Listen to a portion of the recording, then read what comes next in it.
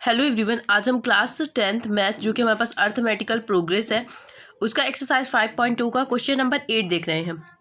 Question number 8 जो है वो है एक एपी में 50 पद है जिसका तीसरा पद जो है वो 12 है और अंतिम पद 106 है। इसके 29वां पद हमें ज्ञात करना है कि इसका जो 29वां पद है वो कौन सा होगा।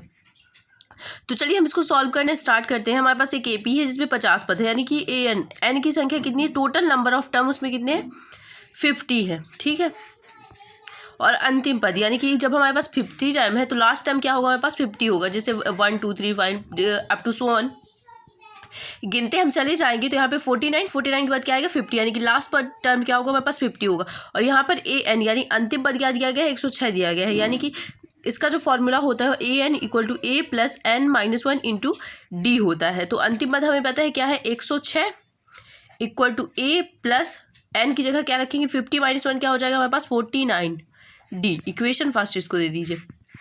अब आता है हमारे पास जिसका तीसरा पद जो है वो क्या है, हमारे पास तीसरा पद 12 है। तो तीसरे पद को हम क्या लिख सकते हैं, ए तीसरा पद जो है 12, तो 12 इक्वल टू किसके है, ए प्लस 2d के, ए प्लस 2d के। इसको इक्वेशन नंबर सेकेंड दे दीजिए। अब आपको क्या करना है, समीकरण नंबर 1 में समीकरण नंबर 2 को घटाने पर, ठीक है, तो ए और डी के मान निकाल कर हम निकाल सकते हैं हमें जो भी पद चाहिए घटाने पर। तो हमें कैसे घटाएंगे, ए प्लस 49 समीकरण नंबर 1 और 2 से आप लिख लीजिए। तो 49 डी इक्वल टू क्या आ गया आपके पास 106 अपॉन ए प्लस का 2d इक्वल टू क्या आ गया 12। अब क्या करेंगे हम, समीकरण नंबर 1 से 2 को घटाने पर हमने पहले कर दिया तो इसको घटाएंगे तो ये दोनों कैंसिल आउट हो जाएंगे, माइनस माइनस। तो अब 49 में आपको ये घटाना है, तो 9 में अगर आप 2 घटाएंगे तो क्या आपके पास आएगा 7 बचेगा और 4 एज इट इज़ बच जाएगा। फिर इसके बाद क्या करेंगे, हम इसमें से घटाएंगे तो हमारे पास 6 में 2 जाएगा तो क्या बचेगा, हमारे पास 4 बचेगा। ये बन गया 10, 10 में 1 जाएगा तो क्या बचेगा 9 बचेगा। और ये कैसे बचेगा, प्लस का बचेगा। तो डी इक्वल टू क्या आ जाएगा 94 अपॉन में 47। तो आपको पता है 47 दूनी क्या होता है, हमारे पास 94 होता है। तो डी की वैल्यू हमारे पास क्या आ गई, 2 आ गई। ठीक है, अब हमें ए कैलकुलेट करना है। तो इक्वेशन नंबर 2 में डी का मान रखने पर जब आप मान रखेंगे तो क्या आ जाएगा आपके पास डी आ जाएगा, यानी कि ए प्लस 2 इंटू डी क्या है हमारे पास 2 है इक्वल टू क्या आ गया हमारे पास 12। तो ए इक्वल टू ये आ गया 12, ये इस साइड प्लस का है तो इधर भेजेंगे तो क्या हो जाएगा माइनस का 4 हो जाएगा। तो हमारे पास ए इक्वल टू क्या आ गया, ए इक्वल टू आगे इसमें माइनस करेंगे तो 8 आ जाएगा। ए और डी की वैल्यू अब हमें मिल चुकी है। हमें और क्या कैलकुलेट करना था, इसका 29वां पद। तो आपको पता है 29वां पद के लिए हम क्या लगाएंगे, ए प्लस एन माइनस 1 यानी 29 माइनस का 1 इंटू डी इक्वल टू क्या आ जाएगा हमारे पास, ए की वैल्यू क्या है हमारे पास 8 है प्लस 28 इंटू डी की वैल्यू आपके पास क्या है 2 है।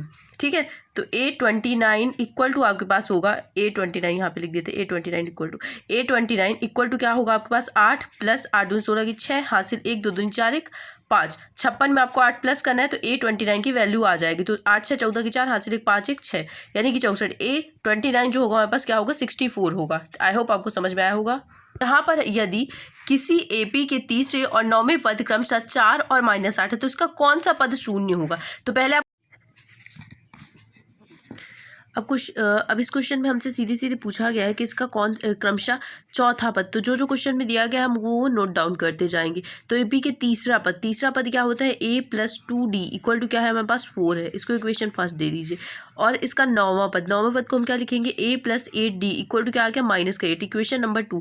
अब कौन सा पद शून्य होगा ये हम बाद में देखेंगे, पहले हम इनसे ए और डी कैलकुलेट कर लेंगे। उसके बाद हम क्या करेंगे, इसके आगे वाली लाइन में जाएंगे कौन सा पद शून्य है, यानी कि हमारे पास ए एन दिया गया एन हमसे पूछा गया है सिंपली इस क्वेश्चन में।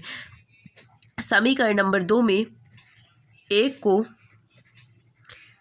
घटाने पर, तो जब हम इसमें घटाएंगे तो a plus 8d equal to minus का 8 upon a plus 2d equal to 4 plus minus ये कैंसिल आउट हो जाएगा माइनस एंड माइनस। तो यहाँ पे आपके पास बचेगा 6d इक्वल टू ये क्या आ गया हमारे पास माइनस का 12। तो d इक्वल टू क्या आ गया, आपको 6 को इस तरफ भेज देना तो माइनस का 12 अपॉन 6 यानी कि आपके पास d इक्वल टू आ गया माइनस का 2।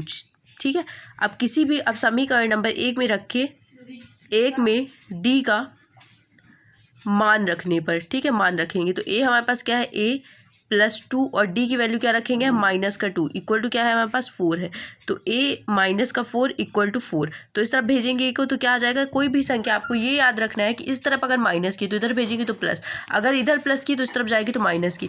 तो 4 + 4 यानी कि हमारे पास जो ए है वो क्या आ गया, हमारे पास 8 आ गया। ठीक है, अब आपको क्या क्वेश्चन में पूछा गया, इसका कौन सा पद है जो शून्य होगा। तो यानी कि हमें ए एन इक्वल टू गिवन है 0 और एन इक्वल टू कैलकुलेट करना है। तो सबसे पहले हम इसका फॉर्मूला लगाएंगे, ए एन इक्वल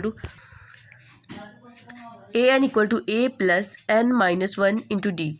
तो ए एन आपको पता है 0 है, ए की वैल्यू हमने अभी भी कैलकुलेट की है डी है, प्लस एन हमें कैलकुलेट करना है एंड डी जो है वो है हमारा माइनस का 2। तो जब आप 8 को इस तरफ भेजेंगे तो आपके पास क्या आएगा, माइनस का 8 प्लस का तो माइनस का हो जाएगा, और इस 2 को इस तरफ भेजेंगे तो ये क्या हो जाएगा, कोई भी इक्वल टू एन माइनस 1 इधर बचेगा इंटू तो यहाँ बस क्या है माइनस का 2। आपको पता है इधर कोई संख्या अगर गुणे में है तो इधर आएगी तो भाग में, अगर इधर भाग में तो इस तरफ आएगी तो गुणे में हो जाएगी। ठीक है, तो यानी कि हमारे पास n माइनस 1 इक्वल टू क्या आ गया, माइनस का 8 अपॉन माइनस का 2। माइनस से माइनस कैंसिल, 2 से 2 चौको 8 आ जाएगा, यानी कि n इक्वल टू आपके पास क्या आ गया, n इक्वल टू आ गया 4 + 1 n इक्वल टू 5, यानी कि जो 5वां पद है वो क्या होगा, इससे AP का शून्य होगा। तो आप लिख सकते हैं AP का 5वां पद जो है वो शून्य होगा।